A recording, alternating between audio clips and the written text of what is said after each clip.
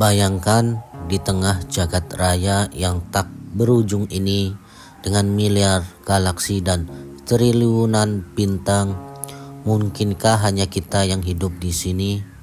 Apakah bumi adalah satu-satunya tempat yang dihuni oleh kehidupan?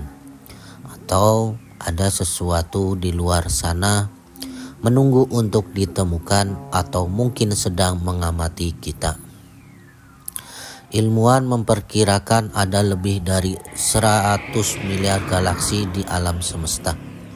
Dan di setiap galaksi terdapat miliaran bintang. Banyak dari bintang itu punya sistem planet seperti matahari kita. Bahkan hanya di galaksi Bima Sakti saja diperkirakan ada lebih dari 40 miliar planet yang bisa dihuni atau Earth-like planet. Jadi kalau kita melihat dari segi kemungkinan, peluang adanya kehidupan di luar bumi sangat besar.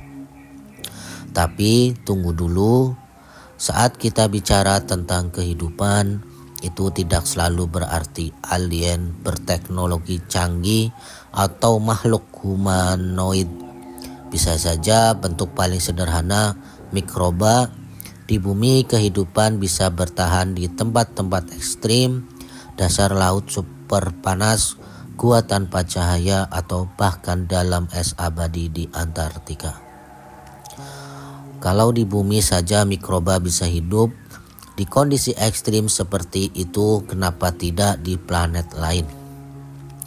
Beberapa tempat di tata surya kita menjadi target utama pencarian kehidupan. Misalnya Eropa dan Enceladus, bulan milik Jupiter dan Saturnus. Keduanya punya lautan air di bawah lapisan es tebal dan memiliki aktivitas geotermal.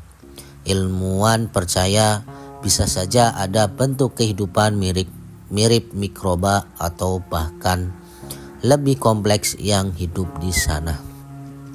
Lalu ada juga planet K2-18b yang pada 2023 lalu membuat heboh karena teleskop James Webb mendeteksi molekul aneh yang di bumi hanya diproduksi oleh makhluk hidup laut. Tapi tentu ini masih perdebatan. Selain pencarian ilmiah, banyak juga teori konspirasi tentang keberadaan alien. Siapa yang tak pernah dengar soal Area 51? Lokasi rahasia militer Amerika Serikat ini diyakini menyimpan teknologi alien yang jatuh di bumi. Konon dari insiden Roswell tahun 1947, ada juga yang percaya bahwa pemerintah dunia menyembunyikan kontak mereka dengan peradaban luar angkasa demi menjaga ketenangan umat manusia. Apakah itu cuma fiksi atau terlalu nyata untuk diumumkan? Namun ada satu pertanyaan besar yang membuat ilmuwan terdiam. Jika kehidupan cerdas itu mungkin ada, kenapa kita belum menemukannya? Ini dikenal sebagai paradoks Fermi.